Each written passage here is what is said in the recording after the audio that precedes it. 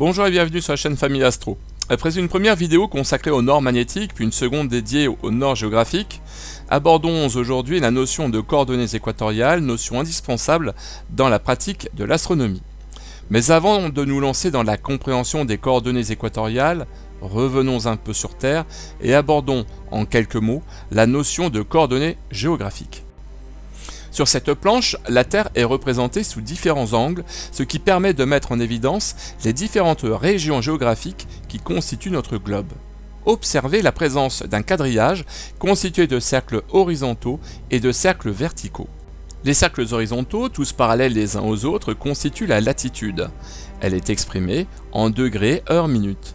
Il vous faudra connaître la latitude de votre site d'observation au moment de votre mise en station. Les hémicercles verticaux correspondent pour leur part à la longitude. Ils convergent tous en deux points distincts, le nord géographique et le sud géographique. Ils sont exprimés en degrés heure-minute. Sur Terre, le méridien de référence est habituellement celui de Greenwich. La somme de ces cercles verticaux et horizontaux donne ce quadrillage que l'on retrouve un peu partout sur les cartes géographiques ou les globes. Pour localiser un site sur le globe, il suffit de disposer de sa latitude ainsi que de sa longitude. L'approche est similaire à celle d'un graphique, avec des coordonnées X en abscisse et des coordonnées Y en ordonnée. Chaque point du graphique est déterminé par des coordonnées X et Y. C'est exactement la même chose en termes de coordonnées géographiques. Ces coordonnées géographiques sont très importantes. Elles devront être renseignées sur votre logiciel d'astronomie, que ce soit Prism ou Nina. À moins de disposer d'un GPS, une simple recherche sur Internet et notamment Google Maps vous permettra de connaître la latitude et longitude de votre lieu d'observation.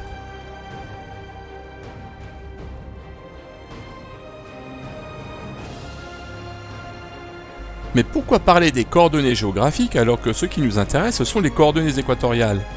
Eh bien tout simplement parce que les coordonnées équatoriales sont relativement superposables aux coordonnées géographiques.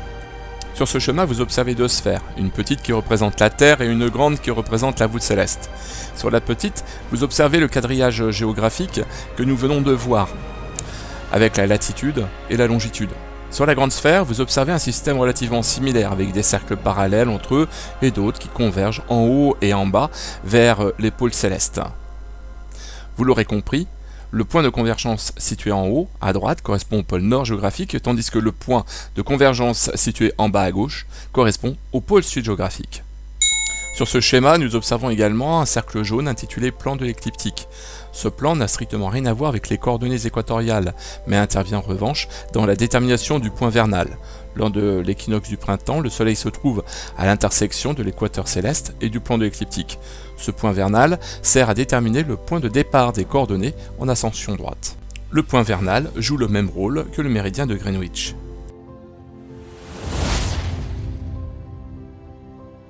Abordons rapidement la notion de plan de l'écliptique. Pour ce faire, on ouvre une carte du ciel sur Prism. Sur cette carte, volontairement à visée didactique, j'ai ôté toutes les étoiles et je n'ai conservé que les planètes. À l'ouverture de la carte, le pôle nord est dirigé vers nous. Regardez en dessous l'horizon visible, nous apercevons une ligne verte avec un cercle blanc. Ce cercle, c'est la Lune. Observez que la Lune n'est pas exactement sur le plan de l'écliptique. Un peu plus loin, en bleu turquoise, est représenté Vénus. Un peu plus loin encore, nous avons le Soleil, puis Mars, Mercure, et si nous poursuivons notre périple vers le sud, nous observons Saturne, puis enfin Jupiter. On s'aperçoit que toutes ces planètes orbitent autour de nous selon un même plan que l'on appelle plan de l'écliptique. Revenons sur Prism et affichons les astéroïdes sur cette carte du ciel. On sélectionne option de la carte du ciel, on charge la base des astéroïdes et on demande au logiciel de nous afficher tous les astéroïdes. Sur la carte apparaissent dorénavant une multitude de petits points bleus qui correspondent aux astéroïdes connus. Tout comme les planètes, la plupart de ces astéroïdes orbitent à proximité du plan de l'écliptique. Bien sûr, comme il existe un certain nombre d'interactions entre eux, c'est un peu comme un billard. Leur orbite est beaucoup moins stricte que celui des planètes. C'est d'ailleurs aussi pour cela que leur orbite fait l'objet d'une surveillance. Il nous parle de coordonnées géographiques, de plans de l'écliptique, mais au final, les coordonnées équatoriales, c'est quoi? Eh bien, je vous propose de retourner de nouveau sur Prism. Rien de mieux que de vous montrer sur un logiciel de cartographie cette notion de coordonnées équatoriales. Allez, suivez-moi. Nous revenons donc sur notre carte du ciel et nous demandons au logiciel Prism de ne plus faire apparaître les astéroïdes. Ceci permettra de simplifier cette carte du ciel et de nous concentrer sur ce qui nous intéresse réellement. Pour commencer, on rajoute les étoiles. Ceci fait, on resélectionne la configuration de la carte du ciel et on clique sur Affichage général. De nombreuses options se présentent à vous. Nous allons sélectionner Voir les grilles alpha-delta. Les coordonnées alpha correspondent aux coordonnées en ascension droite, alors que les coordonnées delta correspondent quant à elles à la déclinaison. Immédiatement, vous voyez apparaître sur votre carte du ciel des cercles concentriques ayant globalement tous un centre situé à proximité de l'étoile polaire. Le centre de ces cercles correspond en fait au nord géographique. D'autres lignes convergent vers le nord géographique, lignes qui proviennent du pôle sud géographique. Finalement, ces lignes centrifuges jouent un rôle similaire à la longitude en coordonnées terrestres. Il s'agit là de l'ascension droite. Finalement, comme vous pouvez le voir, nous nous trouvons dans une situation globalement similaire aux coordonnées géographiques. Je vous ai affiché un petit schéma en haut à droite.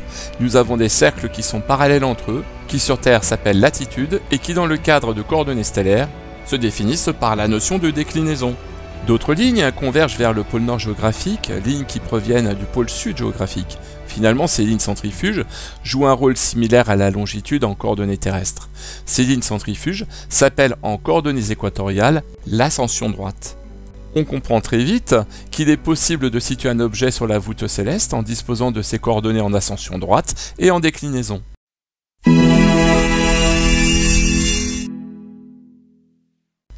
Retournons sur Prism. Prenons l'exemple de l'étoile Deneb. Lorsque l'on réalise un double clic gauche, on obtient un panel d'identification. Ce panel précise le nom de l'objet ainsi que les coordonnées alpha et delta en jour julien 2000. Notez que les coordonnées alpha sont en heures, minutes, secondes, tandis que les coordonnées delta sont en degrés, minutes, secondes. Vous noterez ici finalement une différence avec les coordonnées géographiques. Sur cette carte, notez la présence d'un arc blanc à gauche. Il s'agit de l'équateur céleste, le pendant de l'équateur géographique sur Terre. Puisque nous parlons de l'équateur céleste, observez les coordonnées en déclinaison de certaines étoiles. Sélectionnons des étoiles situées entre l'équateur céleste et le sud. Leur déclinaison est négative, avec une valeur absolue croissante au fur et à mesure que l'on s'éloigne de l'équateur.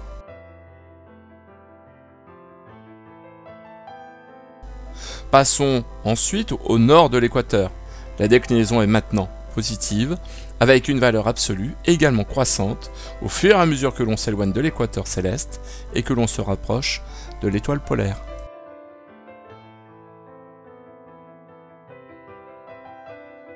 Allez, recentrons la carte sur le nord géographique. Observons quelques étoiles placées sur le méridien figuré en rouge. Commençons par BSC 932.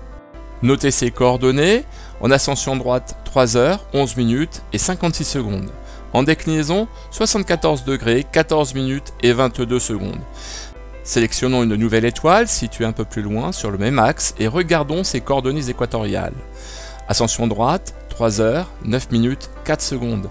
Déclinaison 49 degrés, 36 minutes, 48 secondes. Sélectionnons une troisième étoile, BSC 941. Ascension droite, 3 heures, 9 minutes, 29 secondes. Déclinaison, 44 degrés, 51 minutes, 26 secondes. Au cours de nos observations, la Terre tournant sur son axe, seules les coordonnées en ascension droite changent. C'est pourquoi, sous condition d'une bonne mise en station, il n'y aura que peu de corrections de guidage en déclinaison. Le timelapse témoigne de cette rotation et de cette ascension permanente en ascension droite d'est en ouest.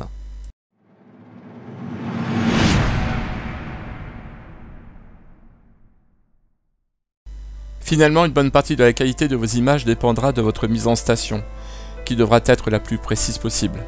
Ceci est aisé, ou du moins un peu plus, avec des systèmes complexes, informatisés, mais beaucoup moins avec des systèmes moins élaborés, sans viseur polaire, sans informatique.